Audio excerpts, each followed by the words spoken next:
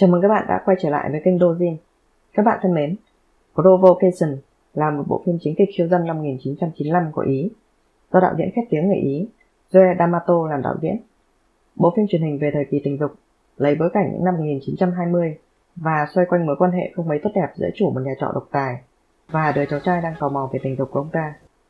Bộ phim có sự góp mặt của các diễn viên Akira Savatani, Fabrizia Flander, Gianni Di Marzot, Lino Damiani và Antonio Ascani. Sau đây chúng ta cùng tìm hiểu cốt truyện của bộ phim. Carlo là một chủ quán trọ bình dân ở nông thôn, có một người vợ xinh đẹp và giản dị là Amelia. Cùng sống với họ là Gianni, cháu trai của Carlo, một thiếu niên chậm phát triển.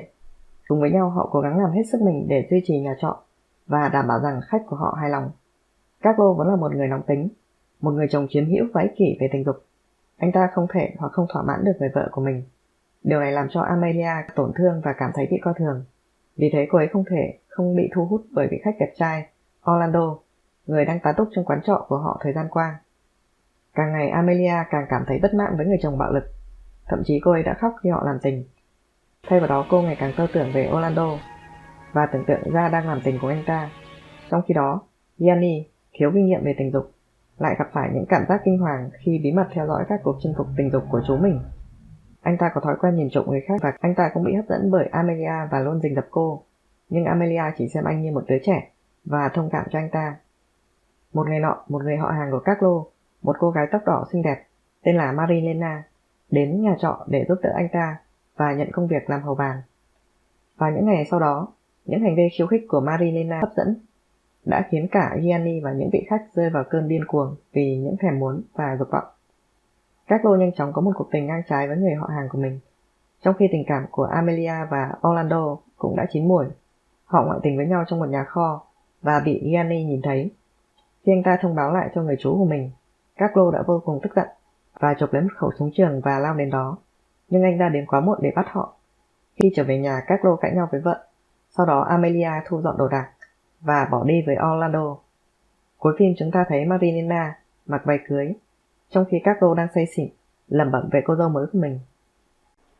Bộ phim của Joe D'Amato là một bộ phim khiêu dâm nhẹ nhàng, với kinh phí thấp, đơn giản và dễ đoán. Cả bộ phim chỉ có 5 diễn viên, nhưng như vậy là đủ để diễn tả hết cốt truyện. Bộ phim khá ổn với cốt truyện có thể sâu hơn một chút.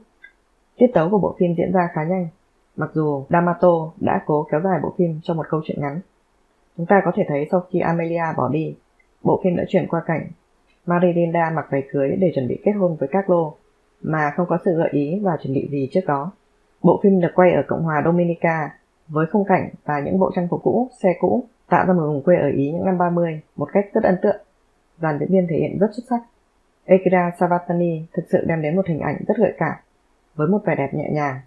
Một người vợ cam chịu đã vùng lên theo tiếng gọi của con tim. Cô ấy không thỏa mãn hoặc là vì cảm thấy bị coi thường bởi người chồng già nóng tính của mình. Trong khi đó, Fabrizia Flander có phần nổi trội hơn, với những màn khiêu khích rõ ràng. Nhưng bí mật thúc đẩy sự gợi cảm khó cưỡng của Marilena là gì?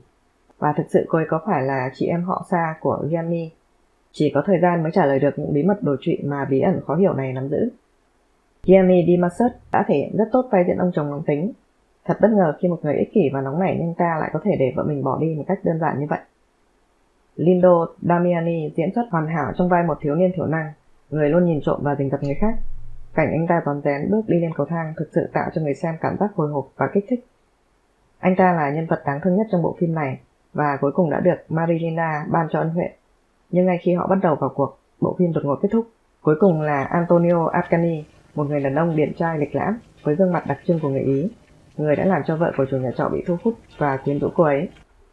Ok, cảm ơn các bạn đã theo dõi. Tạm biệt và hẹn gặp lại các bạn trong các video tiếp theo.